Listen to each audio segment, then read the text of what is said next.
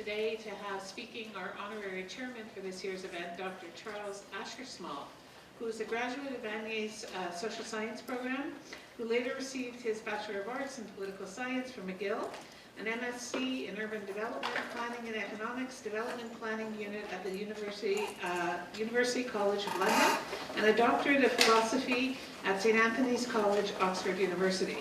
He's founding director and the president of the Institute for the Study of Global Antisemitism and Policy, and he convened groundbreaking academic seminar series in the emerging field of contemporary anti-Semitism studies at Columbia University, Harvard University, McGill University, and many, many others, okay, around the world. So I would like to welcome Dr. Charles Small.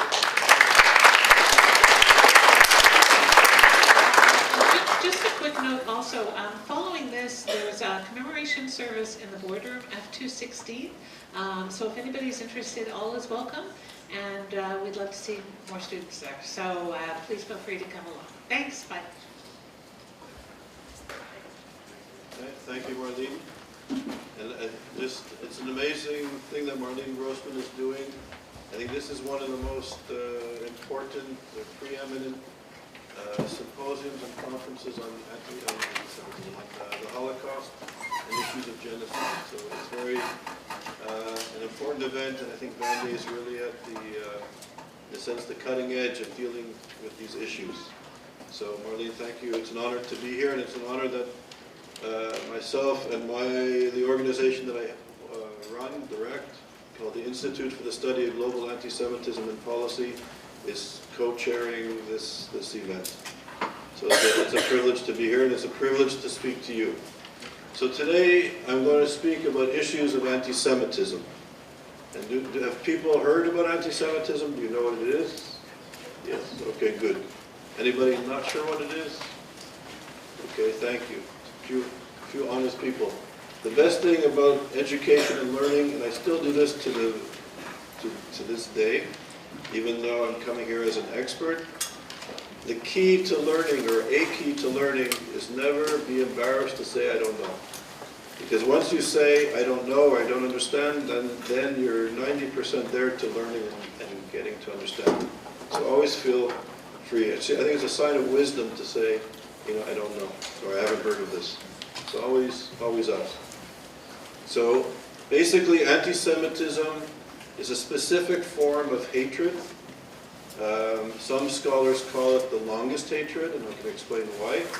But it's a type of hatred that emerged in Europe against Jewish people. And the term was actually coined in the 1870s by a man called Wilhelm Marr. He was a German philosopher and thinker. He was sort of the father, a generation or two generations before the rise of Nazism and Hitler. He was sort of a generation or two before Hitler, and he's sort of seen as the father of Nazism.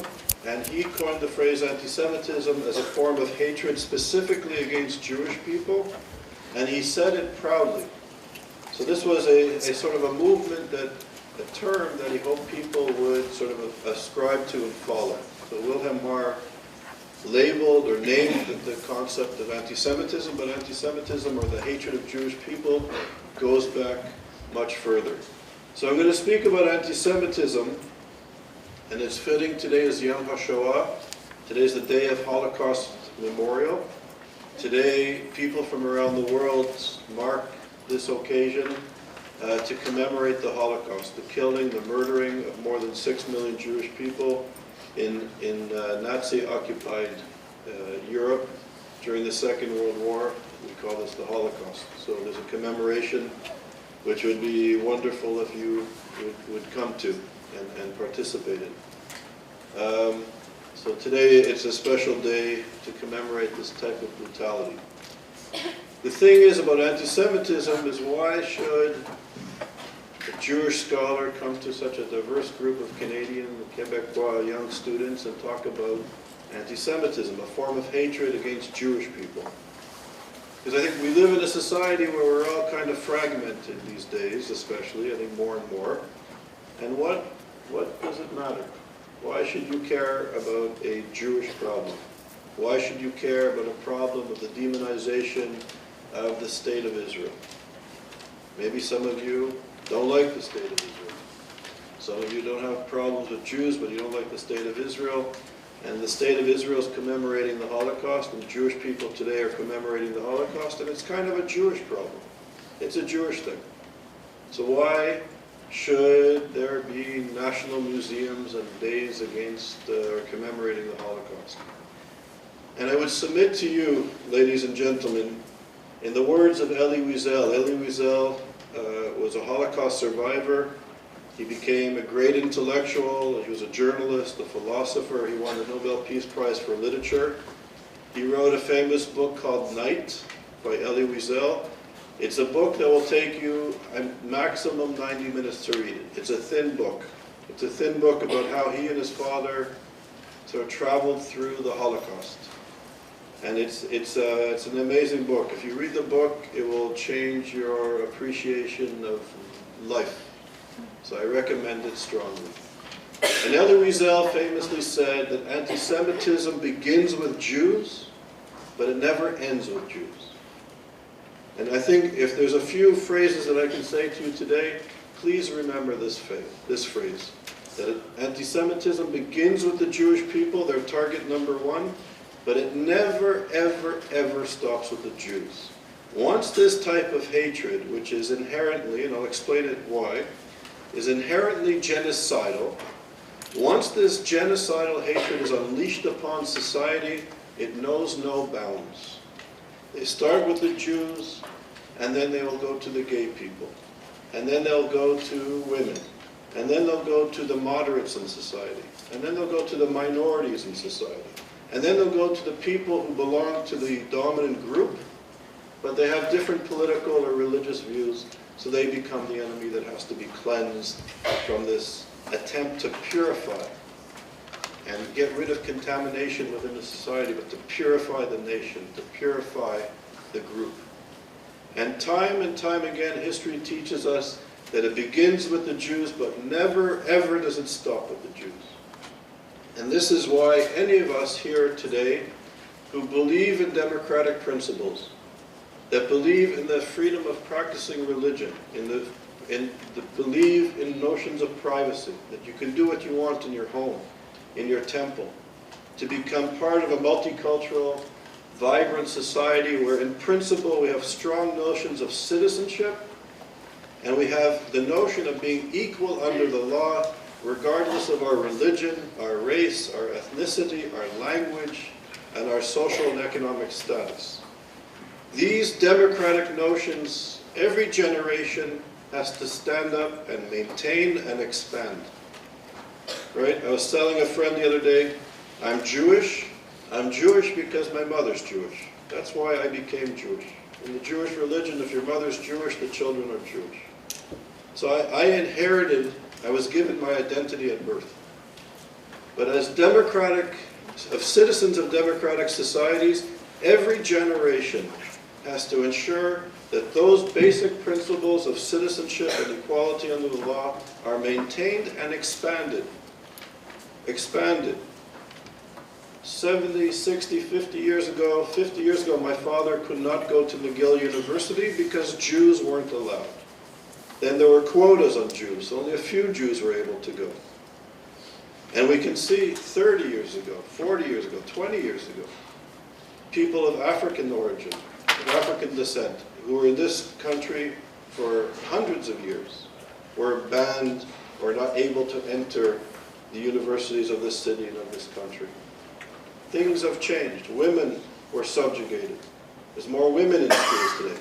So every generation, thankfully for several generations now, have been pushing the boundaries of democratic principles and strengthening the notion of citizenship in Canada and in other countries around the world, but Canada is among the select few. So it's incumbent upon my generation, and now as you enter into the workplace, into society, as you're being educated, hopefully your generation will pick up the baton and expand the notions of democratic forces in our country. So anti-Semitism is a threat not just to the Jewish people, and not just to Israel. It's a threat to the very foundation of democratic notions that we all aspire here in this room, whether you're liberal, whether you're more conservative, whether you're secular, whether you're religious. As citizens of this country, we all are trying to expand democratic ideals and democratic practice. So I'm going to speak about the history of anti-Semitism briefly and how today, in the words of Elie Wiesel, he said, today we are living in a state of emergency. That never in his life since the end of the Holocaust in 1945 was he, so he passed away a year ago, but in recent years, he was never so terrified and worried about the future of humanity as he was as the end of the Holocaust came. So from 1945 until the last few years, he has been more concerned now than ever in his life. And we are living today, ladies and gentlemen, in a very precarious moment. A moment when we commemorate the Holocaust. The phrase of the Holocaust in memory was never again, but we know Cambodia happened. We know Rwanda happened. We know Darfur continues to happen. And tragically, ladies and gentlemen, in Syria today, it's nothing less than an ongoing, in real time, we can Google it, in real time, everybody knows. For the last 700 years, between 625,000 to 700,000 people have been murdered by reactionary, repugnant, anti-democratic forces that have a culture of death. 15 million people displaced. The region is imploding. Refugees are flooding into neighboring countries, into Turkey, into Europe, causing all sorts of reactions. And it's this moment that students and people need to become aware of these things that are right in front of us. We sort of know about it, but nothing is being done. And on a day like today, we really need to take stock of these type of issues. So how does anti-Semitism tie into a genocide in Syria? And this is what this will be the topic of the focus of my conversation, and then I'm going to try to leave time. I will leave time for comments and questions and such. We can have a conversation. So anti-Semitism has three major phases. The first phase is a religious phase. The second phase is a fascist, racist phase. And the third phase is an attack on who Jews are as a people. And they're all very distinct, but one thing that interconnects them, one constant, is the inherent, and my words I'm choosing very carefully as a scholar, the inherent genocidal makeup of this form of hatred. And I would submit to you it's different than other forms of hatred. Other forms of racism, sexism are repugnant, are immoral, are unethical, but there's a rationale to it. You can create a system where white people, whatever that means, create an identity of whiteness and an identity of blackness, and the whiteness is pure, and the whiteness is elite, and the whiteness is more advanced, and the whites have to be on the top of society, and the darker people are, the lower they are.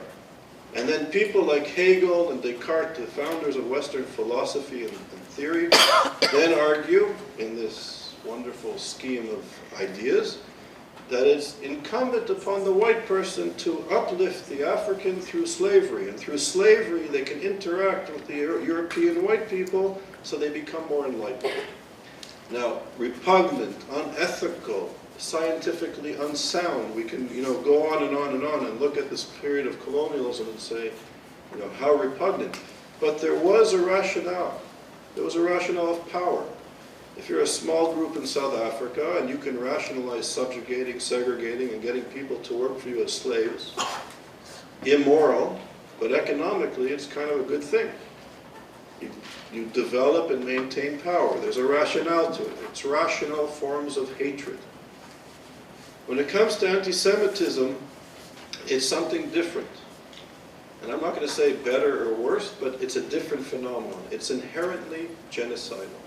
So there isn't even this notion of we're going to enslave the people to make wealth for us, No, we have to get rid of them. So when the dominant perspective of reality was seen through the lens of religion, and I'm namely looking at religion in Europe, Christianity, Catholic Church, they taught, rather consistently with some exceptions here and there over the centuries, that Jews were blinded by evil. And they were blinded by evil because they could not accept the Christian notion of the Messiah. So redemption was impossible for the Jew. And not only was the Jew unable, the individual Jew unable to have redemption because of their unwillingness or their blindness to evil, but because the Jews weren't accepting the Christian notion of the Messiah, world redemption would become impossible. So the whole redemption of the world was bound up on converting or changing or killing, getting rid of the Jew. And this is where Elias and other scholars write about the inherent genocidal aspect of the civilizing process. So the Jews, inherent in this type of anti-Semitism, was a genocidal tendency. When the view, the dominant worldview, shifted from religion, namely in Europe and other parts of the world as well, and shifted to modernity, to biologically determined notions of identity, to notions of race, ethnicity, and when this was the dominant way of seeing the world, shifting from religion to science and biology, and to race and to nation, people, scientists like Herder and Hegel and Heidegger, all the founding fathers of these types of thinking, believed that we were all different racial groups. And unlike during the Christian phase of anti-Semitism, if you were born Jewish or you were born white or you were born black, right, you had inherent characteristics. So a Jew can go to the finest Western universities, they can learn opera, they can go and learn the social science, become a doctor of medicine, become a scientist, but they still have this inherent traits that were biological. You couldn't cultivate them, change them through cultural practices, through education. They were inherent. And the white supremacists, or the white nation, the Aryan nation, right, believed that the Jews were contaminants, a disease, responsible for all the problems in the world, economic, social, health, you name it. The Jews were responsible. And the only way to purify and to save the nation, again, was bound up in the Jew. To save the nation, you had to eliminate the Jew. And in this form of anti-Semitism, there was no way to convert them to Christianity. There's no way to convert them out of their racial identity as the Jew, as a Semite. So they had to be removed. And this type of anti-Semitism culminates in the Holocaust, which we're commemorating today, in which it was justified through this book called The Protocols of the Elders of Zion. Has anybody heard of the Protocols of the Elders of Zion? One, two, few people have heard. It's a very important text, and I urge you to read it, because tragically, it's one of the most popular texts, again, in the entire world.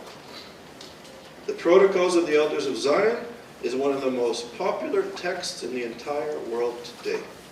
The Protocols of the Elders of Zion was a text that emerged in France or Russia during the 1970s and the 1980s. It was a forgery. It was the reported minutes of a secret meeting of Jewish people, unnamed Jewish people, that had conspired and were controlling the world. So it's interesting. Some of the stereotypes that Jews have is that they're sort of omnipowerful. They can control society and kind of pull the strings of society. These type of anti-Semitic, racist, genocidal tropes, and they're genocidal tropes that are also around town these days too in Canada and in Quebec. I'm sure some of you have heard of them. That these type of tropes come from the Protocols of the Elders of Zion, this forged document that emerges in France and Russia in the late 1800s. This text was the foundation of the Holocaust. This text enabled, justified Europeans taking Jews and removing them from society, putting them into ghettos, and then from the ghettos into the final solution to the concentration camps, to gas chambers, to mass extermination, in various ways, from bullets to gas. And it's this lie, this Protocols of the Elders of Zion, that forms a very important type of anti-Semitism that is virulent and strong today in various parts of the world that I'll speak to. Elie Wiesel reminds us that the crematoriums and the Holocaust didn't begin with the railroad tracks and the crematoriums and the gas chambers. The Holocaust began with words and ideas. Words and ideas of hatred.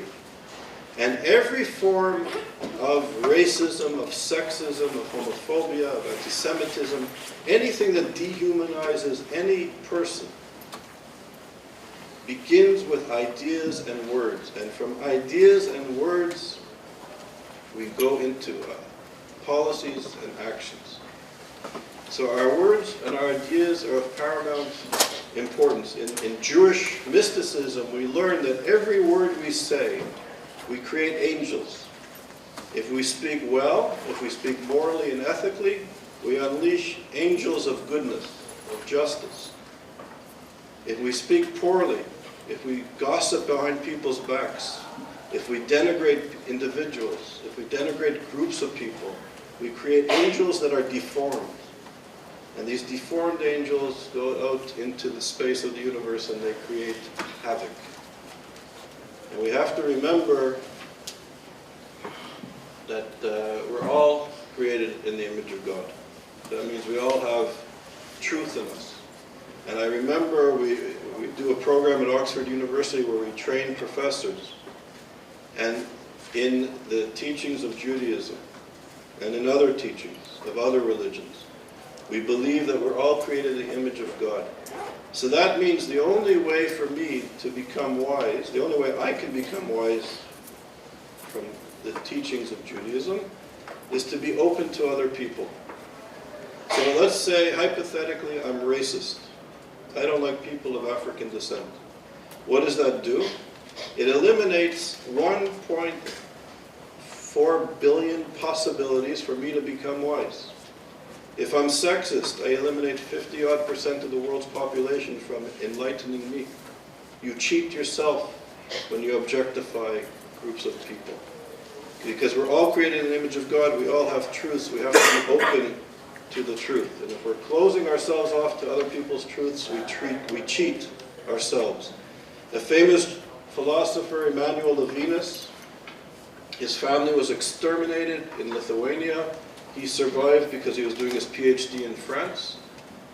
And he brought Jewish ethics in the 1950s and 60s for the first time into the university system because they didn't allow ideas from others in philosophy departments. He became one of the most important 20th century philosophers, Emmanuel Levinas.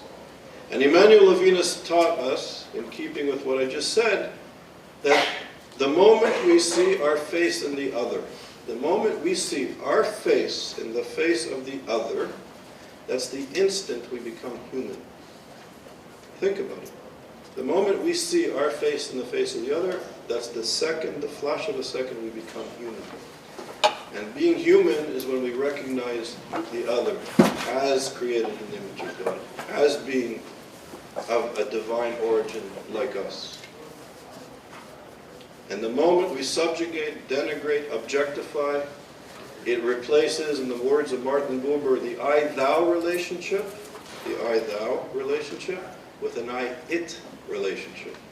Instead of focusing on getting connected to something higher and bringing ourselves up and expanding our brains and our souls, we objectify people. We're stuck in this material rut of hatred. So we end up just harming ourselves and harming society. So I've now talked about two forms of anti-Semitism, the racist form of anti-Semitism and the old Christian European form of anti-Semitism. Today, those type of anti-Semitisms, I would argue, are essentially a thing of the past, particularly in liberal institutions like colleges and ISGAPs and universities and the media of record. If people would espouse those old Christian Catholic types of genocidal anti-Semitism or the fascist, Nazi, racist forms of anti-Semitism, I think in most places people would be ostracized. Careers would be damaged, if not ended. I don't think we tolerate that type of hatred anymore, at least in liberal institutions. What's happening in Charlottesville, etc., in other parts of the world is another story. But in these institutions, I don't think that would be tolerated. But today, to demonize Jews who they are as a people, I would argue is not only acceptable, but it's encouraged. I believe, and I would argue, that it's not only on the fringes of some extreme professors or extreme politicians, but it has now entered into the mainstream discourse of scholarship at the finest universities in North America and Europe, in this sort of postmodern liberal moment. Namely, that Israel is a Zionist, racist, fascist, Nazi, apartheid, colonial, pinkwashing entity. So if it's true, and we learn this in universities, we learn this in colleges, we learn this at the New York Times, if Israel is an apartheid, racist, fascist, pinkwashing colonial entity, then from a liberal human rights perspective, what are we speaking about? We are speaking about the moral obligation to dismantle the state of Israel, to eradicate it, from a liberal perspective. And that's what is at stake when people demonize Israel. On the other hand, we have the rise of political Islam. When I speak about political Islam, I'm not speaking about Muslims, who are increasingly discriminated against in the West, in North America and Europe, and what's happening in the Middle East to that region is a catastrophe. I'm not speaking about Muslims, and I'm not speaking about Islam. I'm speaking about political Islam. Now, political Islam begins roughly 100 years ago with the Muslim Brotherhood. It can be traced to some other scholars from Afghanistan who influenced some Egyptian thinkers, but we'll start 100 years ago with the Muslim Brotherhood. The Muslim Brotherhood begins as a reaction to British colonialism about 100 years ago. People like al-Banai and Qutb, if anybody read al-Banai and Qutb's writings, here, please read them, because this is the founding intellectuals of a reactionary social movement that has become of extreme importance to the global affairs. Read them and understand them. They helped to create the Muslim Brotherhood, which has a comprehensive view of fusing a very narrow form of Islam with politics. And they want to recreate a caliphate. They want to purify the Islamic world, get rid of colonialists, get rid of foreigners, and put everybody into different categories. Muslims on the top, minorities, some have no place in society. Jews and Christians could become sort of protected minorities called dhimmis. They pay a special tax, they're second class, they're not citizens, they're protected, and they can live within the Islamic caliphate. The Muslim Brotherhood ends up working with no less than the Nazis, taking European anti-Semitism to the Islamic world, to the Middle East for the first time in history. There was discrimination against Jewish people in the Islamic world and problems like in every other society, but this genocidal form of hatred only enters into the Middle East, into the Islamic world 100 years ago, with the help of the Nazis. And political Islam is trying to get rid of any Muslims who work with, who are connected to the Western world, the Jewish communities, the Christian communities, the Yazidis, the Baha'is, and moderate, secularized Muslims are all the enemy. So this society, this sort of social movement today, political Islam, the Muslim Brotherhood, Hamas, the Wahhabis, even the Iranian revolutionary regime that's Shiite, pays homage to the Sunni intellectuals of the Muslim Brotherhood as starting this sort of Islamic revolution. So this is not Islam. Very important not to characterize billions of people into this one movement. But this movement is a reactionary social movement inspired by Nazism, They have taken the most pernicious forms of hatred from Europe and used it, very much like the Nazis have been using it, to further their objectives. So, we learn here, Israel's an apartheid state. It's a colonial state. And as a footnote, I was the chairperson of the African National Congress Solidarity Committee of Canada and the United Kingdom. People know what the ANC is? You know Nelson Mandela? So this was the main opposition to apartheid South Africa. And I worked with Mandela and the leadership of the ANC in the 1980s and 90s, fighting the remnants of Nazism and white supremacy in southern Africa. Same ideology as the Nazis that controlled Africa, southern Africa. So this was the type. So what the Nazis did and what the Muslim Brotherhood is doing and what sort of postmodern hypocritical liberals are doing is focusing on Israel, demonizing Israel, while we have genocide and we have mass exterminations of Syrians, of Iraqis, and societies imploding, which people ignore. And just like when the Nazis came to power, exactly like, the Nazis were saying, look at the Jews. They stick together, but they're controlling society. They're stingy. They cheat. The men defile our women. All sorts of anti-Semitic tropes focusing on the Jew. Focusing on the Jew, focusing on the Jew society. Professor Babel calls this the socialism of fools. So people focused on the Jew, and over here the Nazis came like the puppeteer. You look here, but the Nazis came, took over institutions, took over society, and ultimately there was a Holocaust. More than 6 million Jews were exterminated. The sideshow was anti-Semitism, but we know that more than 80 million Europeans were killed in the Second World War. The entire infrastructure of much of Europe was decimated. But the focus was on the Jew, and Europe was decimated. Today, ladies and gentlemen, the focus is on Jewish people. The Jews have no right to be in Israel. They have no right for self-determination. Israel is an apartheid state, the only democracy in the region, but we'll set that aside for a moment. It's a colonial state, a racist state. And this is what we've started to learn in our universities for reasons which engage also in power. The Islamists, the political Islamists funding your education. People like Tariq Ramadan, who now sits in a prison in Paris, accused of but not found guilty of violent rapes against women. Edward Said, other scholars demonizing Israel, not paying attention to the cleavages that are taking place, that have taken place in Middle Eastern societies for centuries. The focus is on Israel and the Jew, and over here we have a catastrophe. We have the West, the Obama administration aiding and abetting the Muslim Brotherhood. Go read or listen to on YouTube President Obama's speech from 2009 when he invites the Muslim Brotherhood as honored guests of his first major speech, his foreign affairs speech, praising and aiding and abetting, helping them to get elected. The State Department funded it.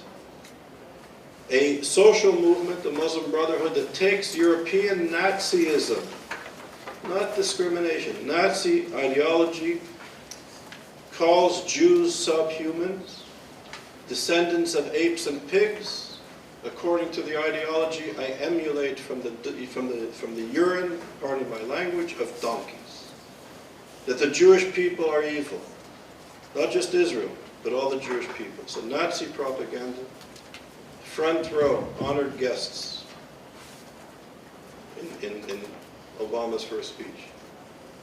The Iranian revolutionary regime, out not only to destroy Israel, but to kill all the Jews of the world. Also aided and abetted in this nuclear weapons agreement, empowered, brought into the family of nations, funds, airplanes of money going to Iran. This is a regime that not only calls for the extermination of Israel, but all Jews, the subjugation of women, the killing of gay people, the Baha'i people, one of the most persecuted people in Iran, the Yazdis, the Kurds, the list goes on and on, of enemies of these reactionary social movements. And these reactionary social movements are not only opposed to the Jews and to the minorities, but they're diametrically opposed to democratic principles. The very notion that all of us in this room from such a diverse background, and yet all here in Montreal, the notion that we would want to be equal under one legal system is repugnant to them. It's a colonial Western hangover that needs to be replaced by the caliphate. And this, ladies and gentlemen, is not a problem of borders. You know, there's a fight between the Palestinians and the Israelis. Some say the border should be at a line started in 1947. Others say at a line in 1948. Others say in 1967. There's a big debate about boundaries. But according to political Islam, even if all of Israel was given to its neighbors, ceded to its neighbors, and the Jewish people said, okay, only in Tel Aviv, we want to have a nation state where everybody will be equal. Christians, Muslims, gay people, minorities, and Jews will be all equal under the law in the democratic city of Tel Aviv. That will not be acceptable, ladies and gentlemen, because in that space, for a Jew, a gay person, a woman, a religious minority, a Christian, a Baha'i, to be equal to a Muslim from that political Islamic perspective, from the Muslim Brotherhood's perspective, would be unethical.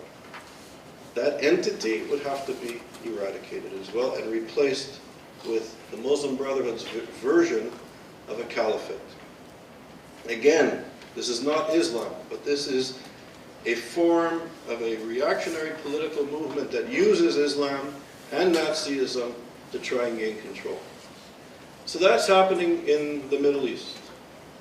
But now, with the genocide and the catastrophe of Iraq and Syria, we have refugees going to Turkey. Turkey and Erdogan, a friend of the West, is now becoming very much in keeping with the Muslim Brotherhood. We have tens of thousands, if not hundreds of 100,000 students have been arrested and disappeared. Professors arrested and disappeared. 30,000 professors missing. As Erdogan takes over power in the model of the Muslim Brotherhood. So Turkey, the one country that was democratic and sort of leaning to the West or open to the West, is now shifting, and shifting dramatically. And then, in the West, our education system does not look at the differences between political Islam and other forms of Islam. Muslims are become characterized as terrorists. So the anti-Muslim, the anti-immigrant, the anti-sort of xenophobic politics, the rise of nationalism in Europe begins, and the rise of nationalism begins with our neighbor to the south.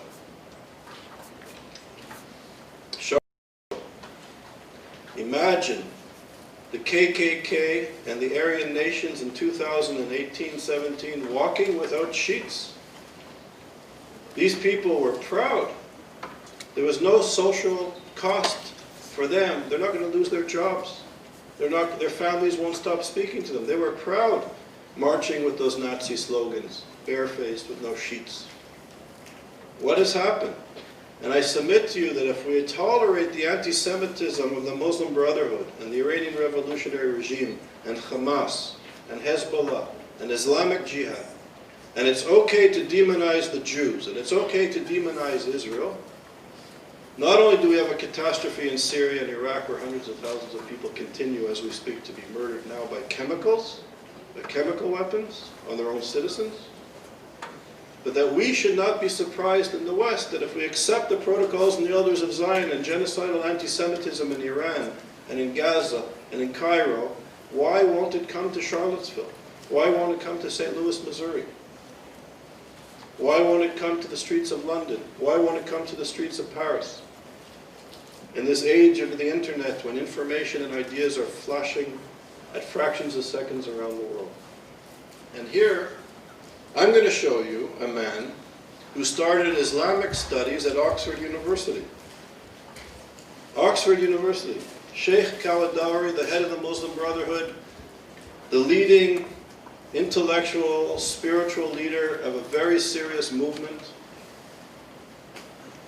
a movement that funds the best universities in the world, where textbooks are written. Okay. Here is what he has to say, and this is not that he woke up in the morning with in a bad mood. What he says here is the core of its ideology, not the military wing, not the extreme wing, but the core ideology. Listen to what he has to say. And imagine, this is the first founder of Islamic studies at Oxford University, and this type of ideology is seeping into universities around the United States, Canada, and Europe. الله سلط عليهم طوال التاريخ من يؤدبهم نتيجة إفسادهم.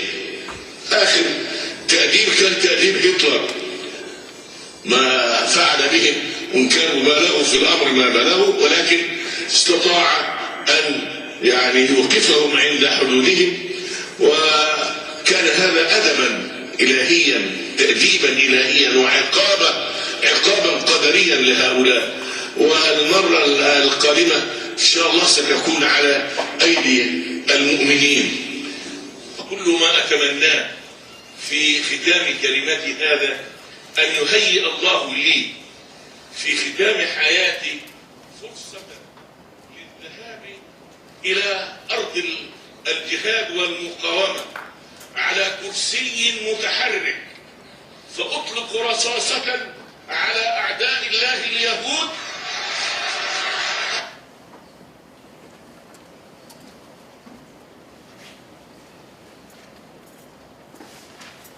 Okay, so, Marlene, how much time do I have? If you want questions, we have about 10 minutes. Okay, so I'm going to just wrap up.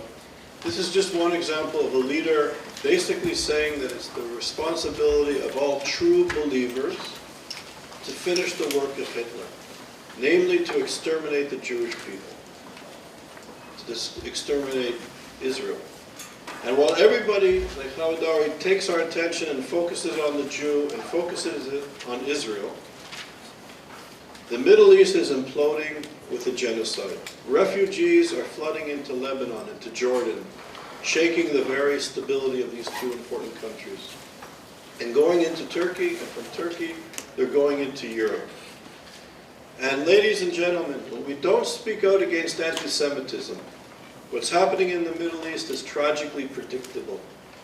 And I submit to you that we have to speak out against this fascist movement, whether it's fascist nationalism that is rising in the United Kingdom, white supremacy in the United Kingdom, in France, in Greece, in Hungary, but also the fascism of the Middle East, the fascism of the Muslim Brotherhood, the Nazism of the Muslim Brotherhood, and our silence by liberal people who care about democratic principles against this anti-Semitism and the demonization of Israel, however imperfect it is, and it's not a perfect society. But to advocate the extermination of an entire group, while liberal intellectuals, while students, while the media of record remains silent, ladies and gentlemen, this is an unfolding catastrophe.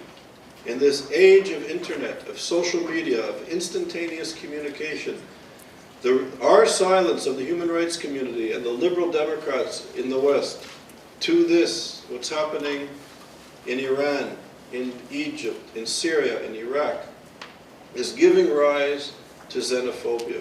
Mr. Trump, when he calls countries and peoples shit or whatever the hell he said, when he wants to put up walls, when he demonizes people, and he's giving a dog whistle to the nationalists in Europe,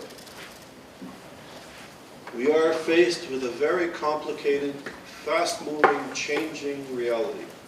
And I think at the end of the day, not only does anti-Semitism and the lessons of the Holocaust, not only are they meaningful for our generation and for all of us, regardless of our background, but because of this, we have to come together as students of all backgrounds, but students who are privileged to be in an institution where education is open and free. This movement doesn't want girls to read. right? So I think if we believe in democracy and human rights, we need to come together and fight fascism and Nazism and racism and sexism and homophobia and also anti-Semitism together. And the one lesson of my people, my family, and what we're going to learn today is this. Yes, anti-Semitism is not good for the Jews. It's been killing us for a long time. But we also know once this form of hatred is unleashed on society, once it's allowed to start affecting the Jews, it's not very long at all when it starts to affect all of us. And we need to come together and stop hatred in all of its forms from as many strong voices as possible. And I urge you, you're going to be sitting here for the week of these lectures, please think about it. Please speak to your friends and colleagues from your community, from other communities, from your classes, and start to be aware. Several days ago, more than 100 people that we know of were killed by chemicals. Assad dropped chemicals on his people. The dehumanizers of the Jews and of Israel are killing their own people. But they want you to focus on the ugly image of Israel. We have to be wiser and smarter than that. We have to get over our superficial understandings and bring goodness and justice to the world. Thank you.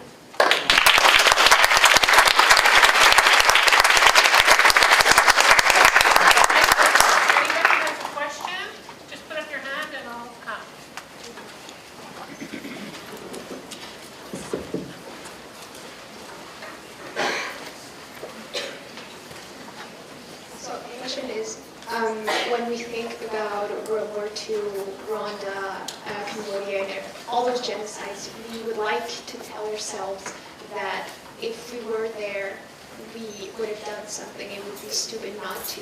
But all these things are happening right now. Syria, the Middle East, Myanmar, even Trump's presidency is itself like an intellectual genocide. What is something that we can do as people from, I don't like to say first world, but like North American privileged people. I know we have social media. It is a huge tool, but I feel like if I were to write something, it would just be drowned in that. Does it still matter, or is there something more powerful that I can do?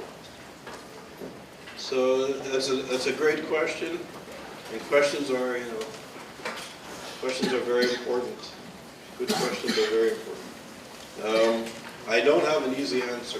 I think what I'm doing, I don't know how effective it is. I'm going around, literally around the world, speaking to groups like you, trying to raise awareness. So the first thing we can do, I think education is power.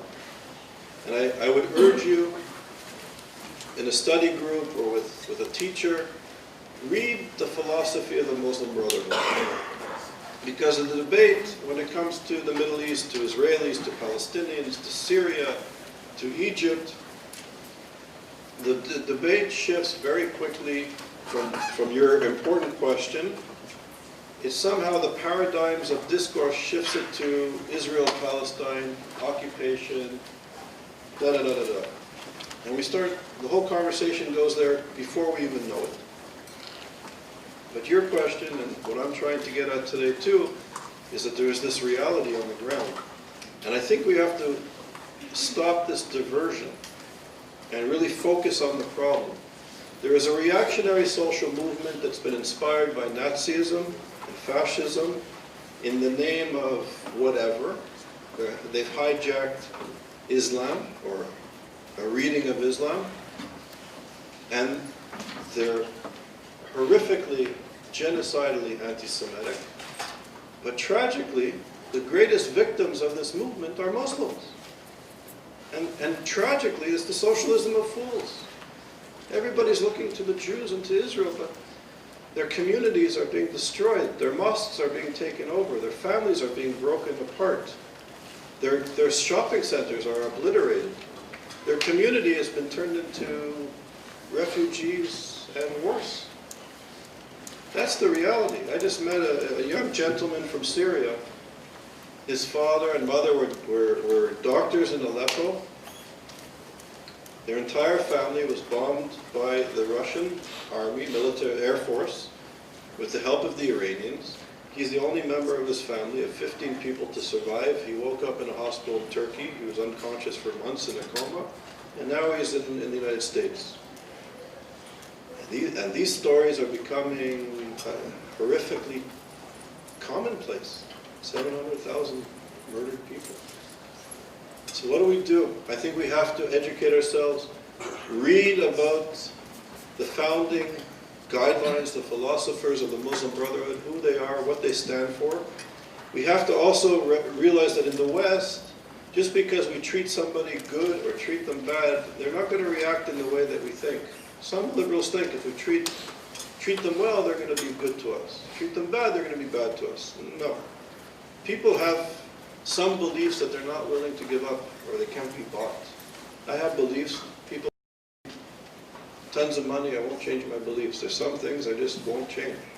And I suspect everybody in this room has something some core values that can't be bought. So we have to understand the mind of the enemy. It's well thought out. It's a philosophy that's deep and rich. It's a theology that's deep and rich. They have political and military strategies that they've been developing for 90 to 100 years. They're very smart. They're very sophisticated. They speak our languages. They know European languages. They know European and North American history inside out. We don't speak Arabic. We don't understand the culture. We don't understand the cleavages. We're ignorant, so we have to educate ourselves. That's number one. And I think number two, your question is, there's a genocide happening in Syria. Let's organize. Organize students to come together and brainstorm. Send medicine, send clothes, raise awareness. Raise awareness that the Iranian revolutionary regime that took money from the P5+1 over this liberal nuclear weapons agreement with Iran. Remember, those of us who spoke out against the nuclear weapons agreement said if you deal with Iran and bring them into the family of nations, it's going to be a catastrophe. But we were labeled as Zionists and reactionary. Now the money that the Obama administration sent, airplane full of cash, is being used to pay death squads in Syria. It's a fact. So I think that we have to fight this fascism wherever it is, from Charlottesville to Tehran to Aleppo. And I think students of goodwill, students who care about being a citizen in a democratic country, we can set an example. And I think it's really up to you. I really think it's up to your generation. I gave a talk in a synagogue the other night. It was a great honor. It's a very nice synagogue in Westmount. Big honor. I think I may have been the second youngest person in the room. The room was packed. The average age, unfortunately, we were of a generation that grew up in the shadow or grew up in the Holocaust. They know. The young people are somehow, in the Jewish community, are not there. They're disconnected for reasons, all sorts of reasons. Young people have to engage these issues, grapple, argue with each other, debate each other, but work together to raise awareness. There's a lot that can be done. And even gestures coming from Montreal may inspire other gestures from other parts of the world. There was another question somewhere. I'm just not sure I understood what you meant by once this form of hatred is unleashed, it's not long until it spreads out to us. Exactly, okay. So that's a good question, thank you. So the basic point was when the Nazis and the fascists were rising in Europe, they were very anti-Semitic.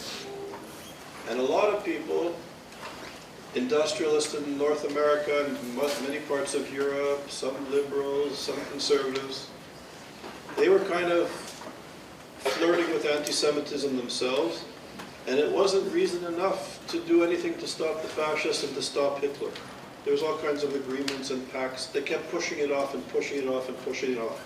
Exactly how we're pushing off dealing with Iran and pushing off dealing with the Muslim Brotherhood. pushing up, because it costs a lot to defeat a totalitarian movement, a movement that has a culture of death.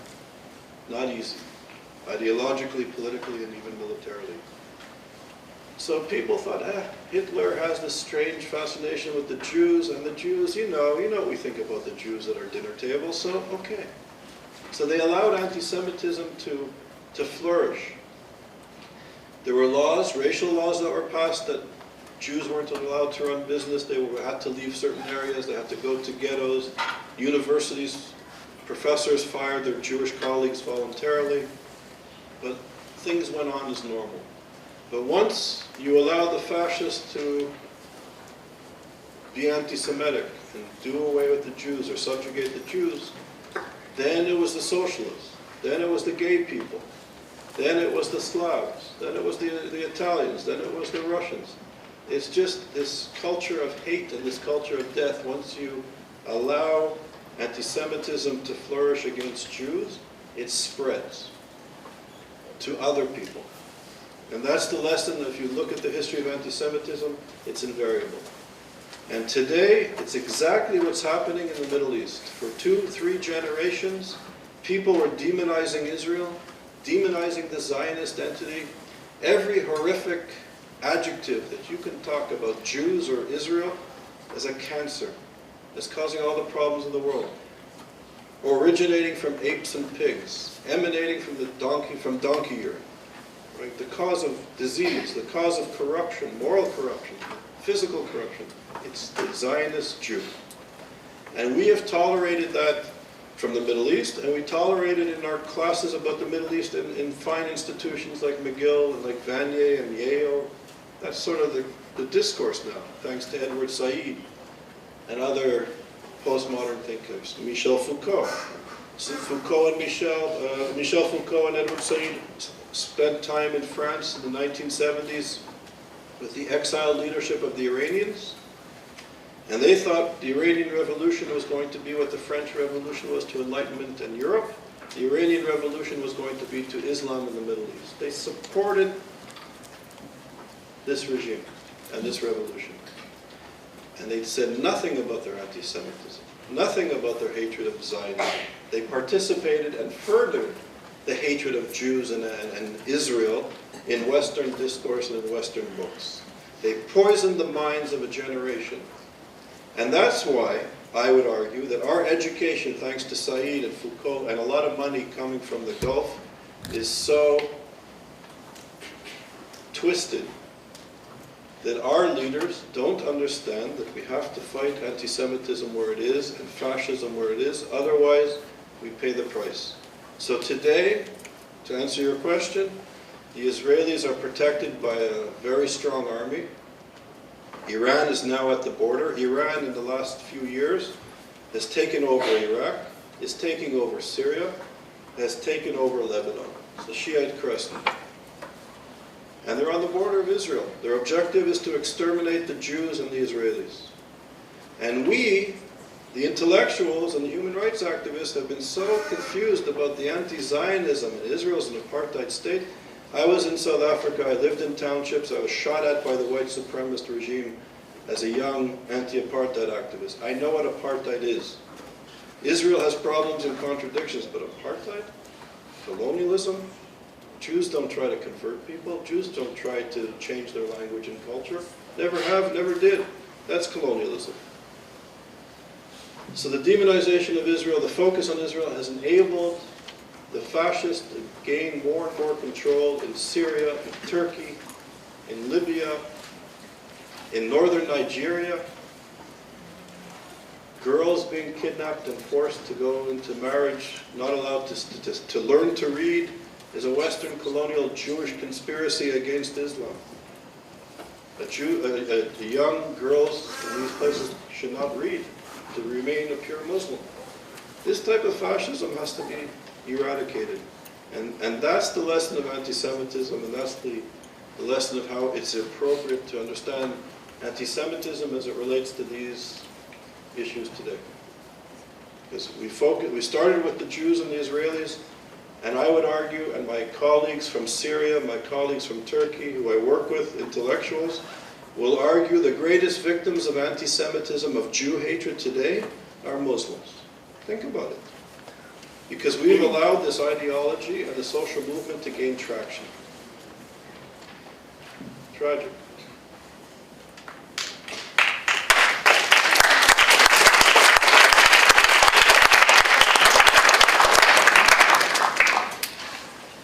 I think that's it. So thank you very much. And the commemoration, Marlene will direct you if you want to go to this commemoration at noon. Thank you.